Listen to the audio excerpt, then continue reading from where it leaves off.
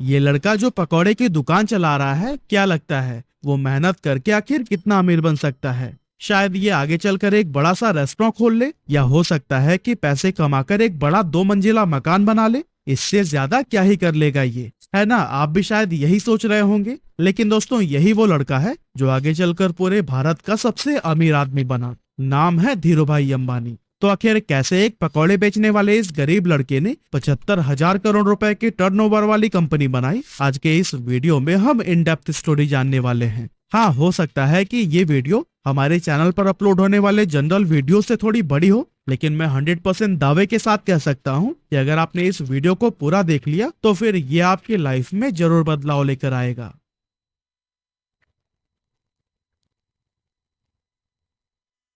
तो दोस्तों, इस कहानी की शुरुआत होती है 28 दिसंबर 1932 से, जब गुजरात के चोरवाड़ गांव के एक मिडिल क्लास फैमिली में धीरजलाल हीरालाल अंबानी का जन्म हुआ था। और यही साधारण सा दिखने वाला लड़का आगे चलकर धीरूभाई अंबानी के नाम से फेमस हुआ। इनके पिता हीराचंद गोवर्धन भाई अंबानी गांव के ही स्कूल में बच्चों को पढ़ाने का काम करते थे। और कुछ इसी तरह से जब धीरूभाई अंबानी 5 साल के हुए, तब उनका एडमिशन बहादुर खानजी स्कूल में करा दिया गया। हालांकि धीरूभाई अंबानी को पढ़ाई लिखाई से कोई खास लगाव नहीं था, फिर भी पिता के डर से न चाहते हुए भी उन्हें स्कूल जाना ही पड़ता था।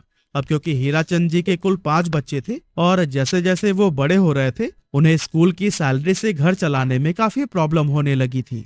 और दोस्तों, इसी गरीबी और तंगहाली से ही परेशान होकर एक दिन धीरूभाई अंबानी ने फैसला किया कि अब वो पढ़ाई छोड़कर कोई काम करेंगे। वैसे तो बेटे के इस फैसले से हीराचंद काफी नाराज हुए और उन्हें वापस स्कूल भेजने की कोशिश में लग गए, लेकिन धीरूभाई के जिद के सामने उन्होंने भी हार मान ली। अब दोस्तों, यहाँ धीरूभाई काम तो करना चाहते थे, लेकिन आखिर करें क्या, ये उन्हें समझ नहीं आ रहा था। और इस तरह से काम की तलाश में वो इधर उधर घूमते रहे। और फिर इसी टाइम पर वह अपने गांव के एक मंदिर पहुंच गए। उन्होंने देखा कि अक्सर सुनसान रहने वाले मंदिर परिसर में आज बहुत भीड़ लगी हुई थी।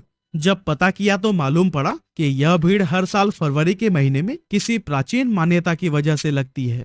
अब इतनी बड़ी संख्या में श्रद्धालुओं को देखकर धीरूभाई ने सोचा कि यहाँ खड़े खड़े इन लोगों को भूख तो लगती ही होगी, क्यों ना इस मौके का फायदा उठाकर यहाँ पकौड़े बेचे जाए।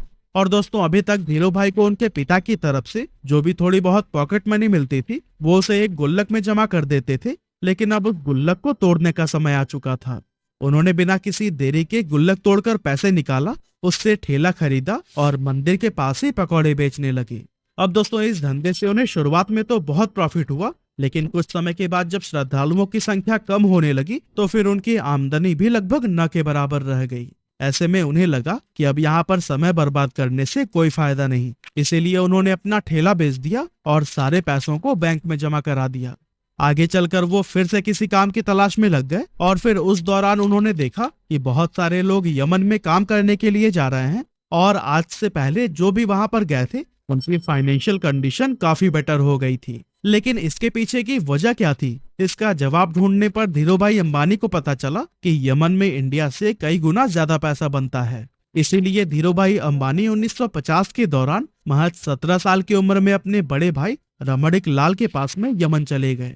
वहां पहुंचने के बाद से रमणिक लाल ने एबीसी कंपनी के पेट्रोल पंप पर धीरूभाई अंबानी को काम दिला दिया और यहाँ काम करते हुए उनकी सैलरी 300 रुपए हर महीने की थी। अब दोस्तों, इस पेट्रोल पंप पर काम करते टाइम धीरूभाई अंबानी लोगों को कई अलग अलग प्रमोशनल मेथड से इनकरेज करते थे कि वो ज्यादा से ज्यादा पैसों का पेट्रोल डलवाएं।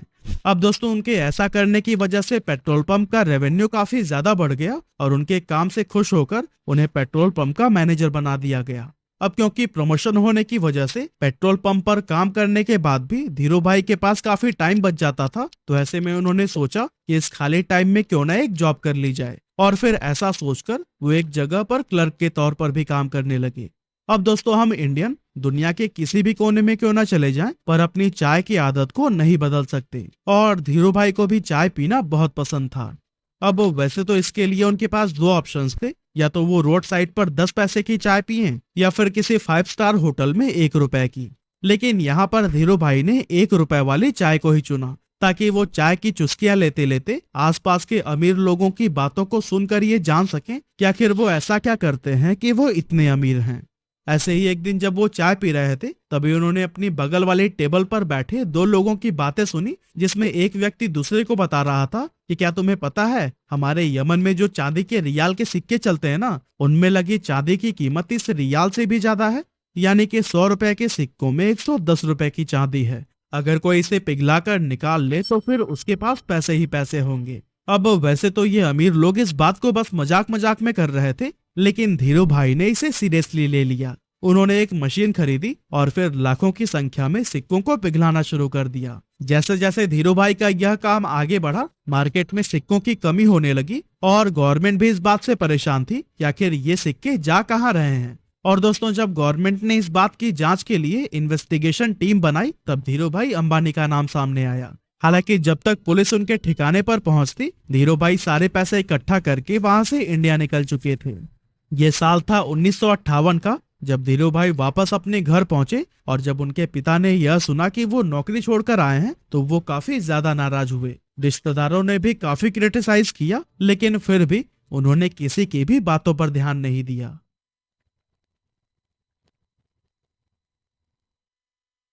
दोस्तों, यमन से वापस आकर कुछ समय गांव में बिताने के बाद उन्होंने कोकिला बहन से शादी कर ली और फिर उसके बाद अपना बिजनेस स्टार्ट करने के लिए मुंबई चले गए। 1958 में ही उन्होंने 50,000 रुपए की पूंजी के साथ रिलायंस कॉमर्शियल कॉरपोरेशन नाम से ऑफिस खोला और मसालों का व्यापार करने लगे। कुछ समय के बाद उन्हें पता चला कि मसालों की बजाय अगर सूत का व्यापार किया जाए तो उससे ज्यादा फायदा होगा। लेकिन प्रॉब्लम ये थी कि उनके पास इस व्यापार के लिए पर्याप्त पैसे नहीं थे। इसीलिए उन्होंने अपनी कजन चंपकलाल दमानी के साथ मिलकर व्यापार करने का सोचा, जो पहले उन्हीं के साथ यमन में रहा करते थे। लेकिन जब उन्होंने इस इंडस्ट्री में एंटर करने की ट्राई की, तब उन्हें पता चला कि यहाँ पर व्यापारियों ने एक यूनियन बना रखा है और वो सभी मिलकर किसी भी नए व्यापारी को इस इंडस्ट्री में एंटर नहीं होने देते हैं। और अगर किसी को एंटर करना भी है तो उससे पहले यूनियन के लीडर से परमिशन लेनी पड़ती है। इस तरह से एक नए फील्ड में उतरना धीरूभाई अंबानी के लिए काफी चैलेंजिंग हो गया था। हालांकि काफी मेहनत मशक्कत के बाद उन्हें ये परमिशन तो मिल गई, लेकिन इसके बाद उन्हें पता चला कि वो जिन फैक्ट्री से सूत खरीद रहे थे, उन्होंने भी एक यूनियन बना रखा है और जिन्हें फाइनल प्रोडक्ट बेचा जाता था, उनका भी एक अलग यूनियन है। इस तरह से ये सभी मिलकर इन बीच के ही व्यापारियों को लूट रहे थे, क्योंकि एक तो फैक्ट्री वाले सूत महंगे में सेल कर रहे थे और दूसरी तरफ खरीदार उसे सस्ते में ले रहे थे। बीच में नुकसान हो रहा था धीरू भाई और उनके जैसे कई सारे व्यापारियों का। ये सब देखने के बाद धीरू भाई ने एक बहुत बड़ा स्टेप लिया और अपने यूनियन के सभी मेंबर्स को इकट्ठा करके यह डिसाइड किया कि हम सब फैक्ट्री से सस्ते में माल उठाएंगे और महंगे में बेचेंगे, ताकि हमें भी अपने हक का पूरा प्रॉफिट मिल सके।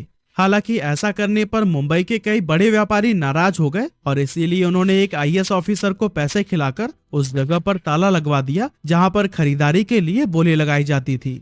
लेकिन दोस्तों, धीरूभाई अंबानी का दिमाग भी किसी से कम थोड़ी था। उन्होंने जब गोदाम में ताला लगा देखा तो अपना विरोध जताने के लिए यूनियन के मेंबर्स के साथ मिलकर अपना सारा माल उसी आईएएस ऑफिसर के घर के सामने रखवा दिया। अब कुछ ही घंटों में उस आईएएस ऑफिसर के घर पर बड़े ऑफिसर्स आने वाले थे और अगर वो घर के सामने बिखरी हुई बोरियों को देख लेते तो फिर उन्हें आईएएस के हरकतों का पता लग जाता।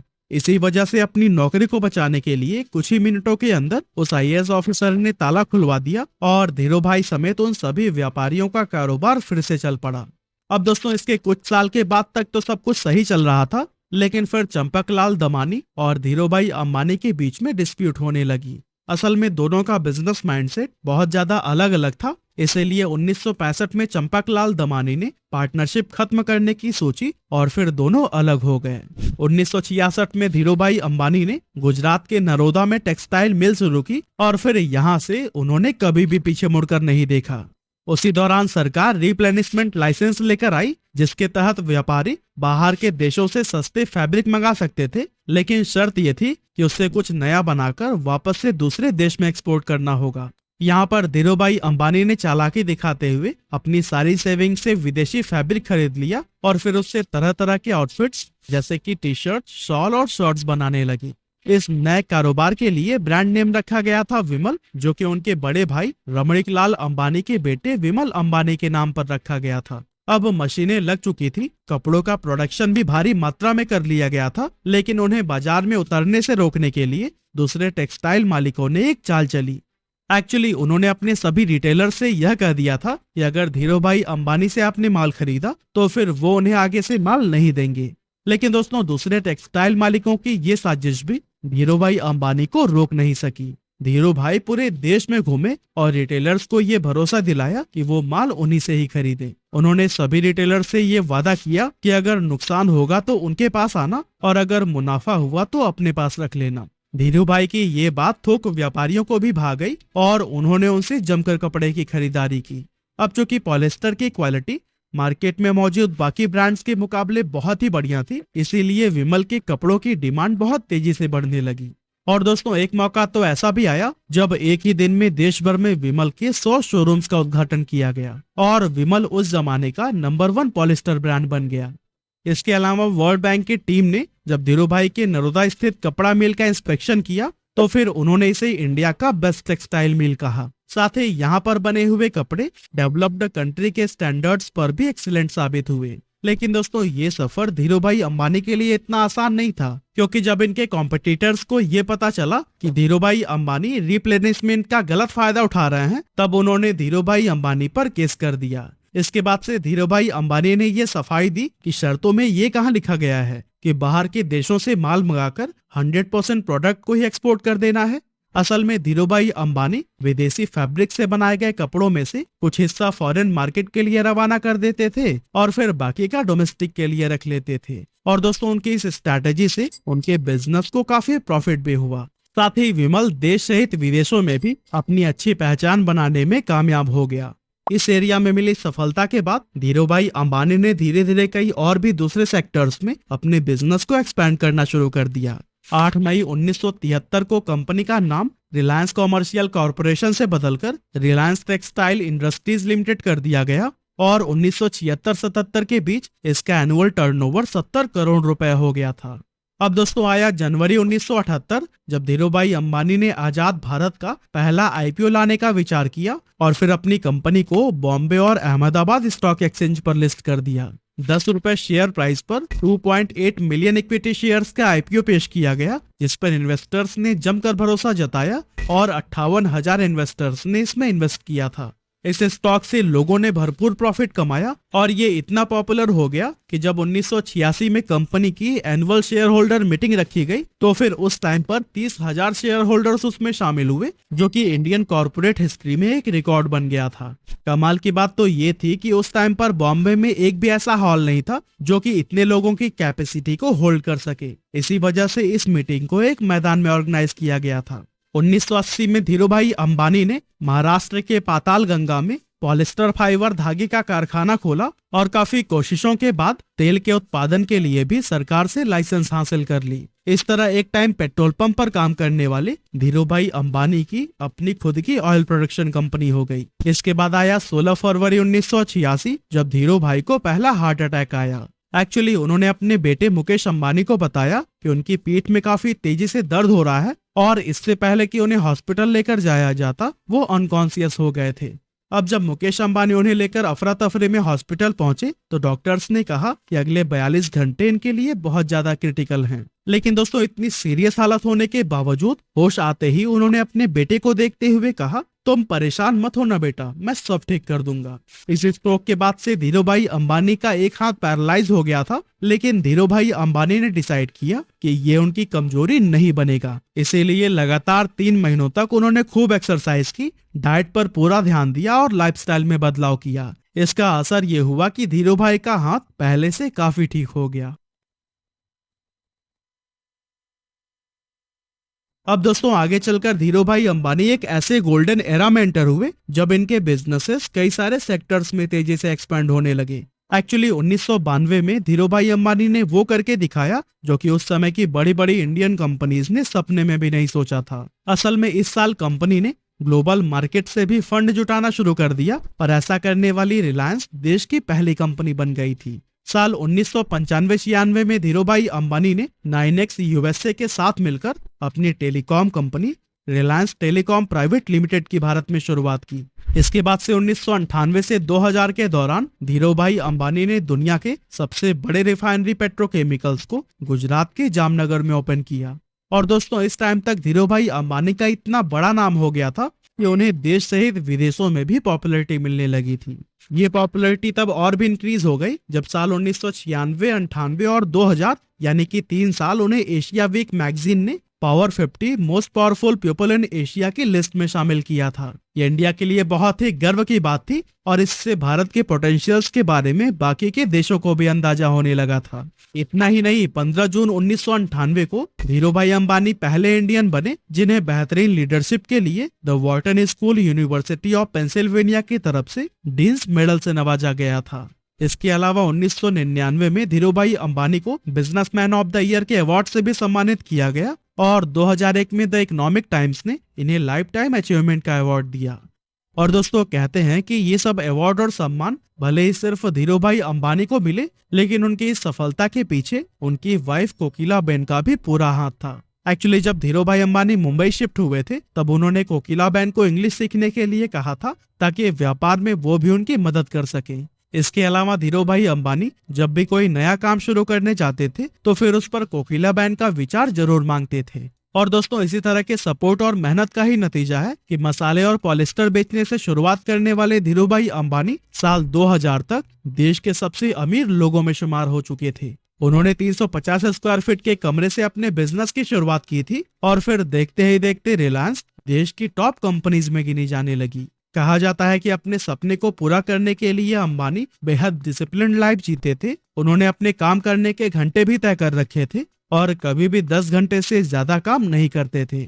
लेकिन पहले हार्ट अटैक के बाद से उनकी तबीयत लगातार खराब रहने लगी थी, जिसके चलते उन्हें हर थोड़े दिनों में ही हॉस्पिटल्स का चक्कर लगाना पड़ता था। लेकिन दोस्तों, फिर आया 24 जून 2002 का वो दिन जब धीरूभाई अंबानी को फिर से एक डेडली स्ट्रोक आया और उन्हें मुंबई के ब्रीच कैंडी हॉस्पिटल में एडमिट कराया गया। यहाँ पर डॉक्टर्स ने बहुत कोशिश की, लेकिन लगातार ट्रीटमेंट के बाद भी उनकी हालत में कोई सुधार देखने को नहीं मिला और इसी वजह से आखिरकार 6 जुलाई 2002 को 69 साल की उम्र में उन्होंने दुनिया को अलविदा कह दिया और अरबों का साम्राज्य अपने बेटों के लिए छोड़ गए। जिस समय उनकी मृत्यु हुई थी उस समय कंपनी का टर्नओवर 75,000 करोड़ रुपए हो गया था और ग्लोबल फॉर्चून 500 लिस्ट में भी रिलायंस ने अपनी जगह बना ली थी। कमाल की बात तो यह है कि इतनी दौलत और शोहरत हासिल करने के बाद भी उन्होंने एक बहुत ही साधारण जीवन जिया और अपनी रूट्स को कभी नहीं भूले। एक मामूली से पकौड़े बेचने वाले के लिए जीरो से शुरुआत करके कई पीढ़ियों तक चलने वाला एक साम्राज्य खड़ा करना ऑलमोस्ट इम्पॉसिबल था, लेकिन धीरूभाई अंबानी ने यह काम करके दिखा दिया।